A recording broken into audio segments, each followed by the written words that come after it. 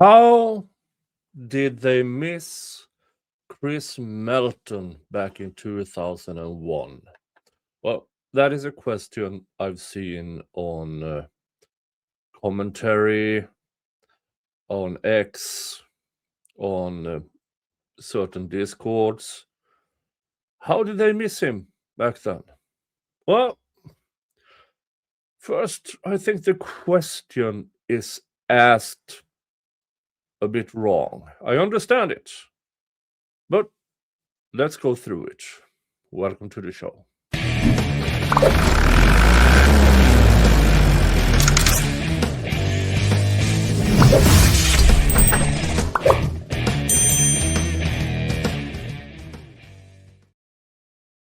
Well, first of all, I don't believe the investigators missed Chris Melton in 2001.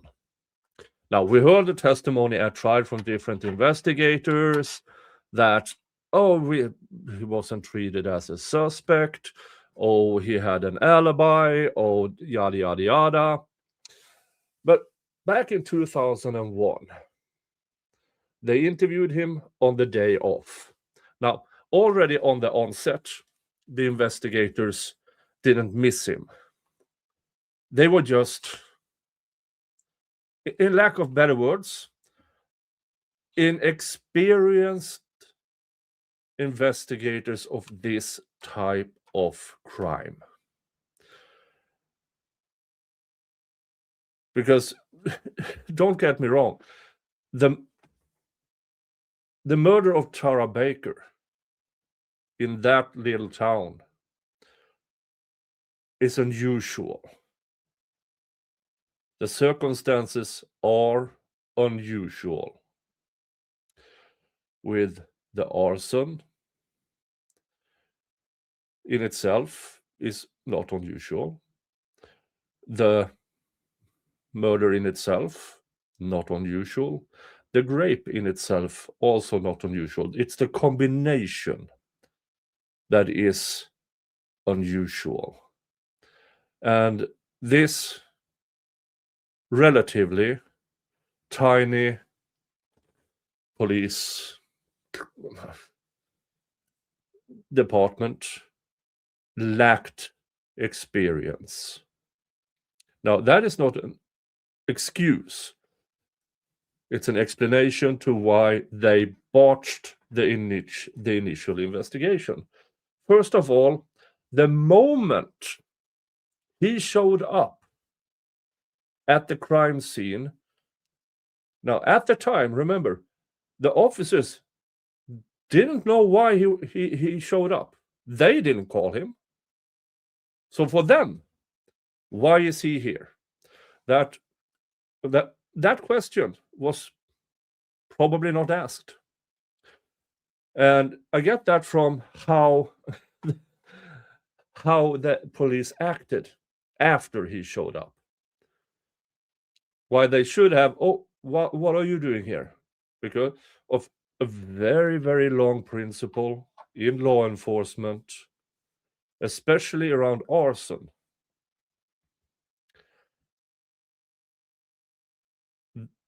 The arsonist kind of want to see the result. Now, this arson is not a normal arson, like an arsonist,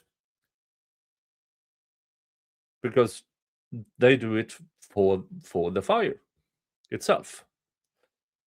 While the killer of Tara Baker did it to conceal. But the combination of it should have told the law enforcement officers at the time in 2001, 25 years ago, who are the obvious suspects in an overkill rape arson. Now, had it been just murder, then the obvious suspect would be Chris Melton. Even grape killing would have been Chris Melton, the obvious suspect. It's the arson, I believe, that threw them completely off. Because at the time, they didn't know it was grape, it was just murder arson. It took until after the medical examiner to understand, oh, grape as well. So the arson thing threw them off to not looking at Chris Melton. So when he showed up, just the fact that they allowed him to the crime scene is absolutely mind-blowing for me. Even with the excuse that they were thrown off. Now, on top of that, they let him identify her. They let him look at the crime scene. That is a cardinal sin. Now, he wasn't let into the actual room, but he was still there, observing. So they showed him pictures of her. No. Absolute cardinal sin. Even if he is the boyfriend, he's not the husband.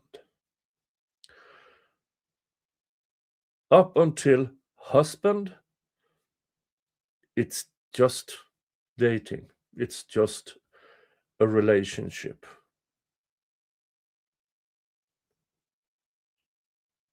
Even though it would have been rough for the parents, though the parents are the obvious people to identify. But they allowed Chris Melton to do it. That also allowed Chris Melton to start to mold his alibi. Mistake number 2. On the 19th, no pictures. Even as the investigator claimed, well, he had stuff on his hands.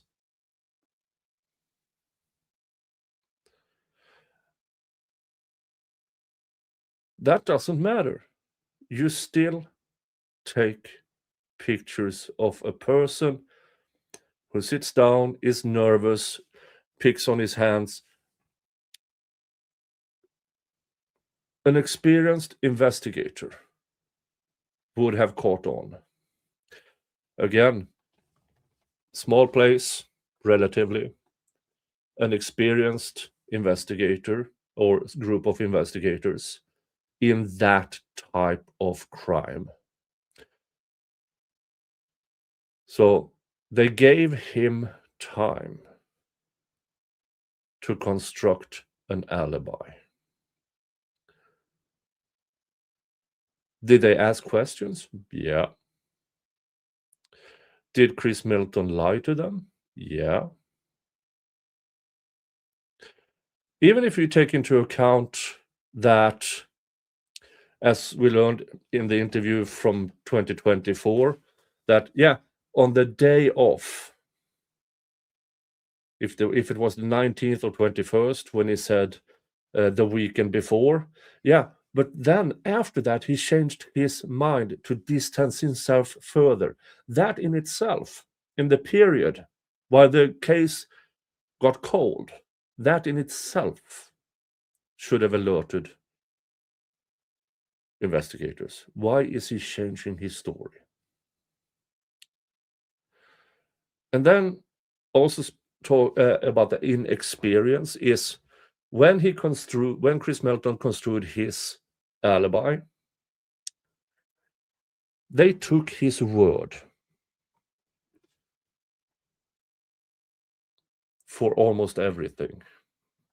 They did check some of the stuff up. Oh, this is your employee, your coworker. Okay. But they didn't investigate that further. Okay.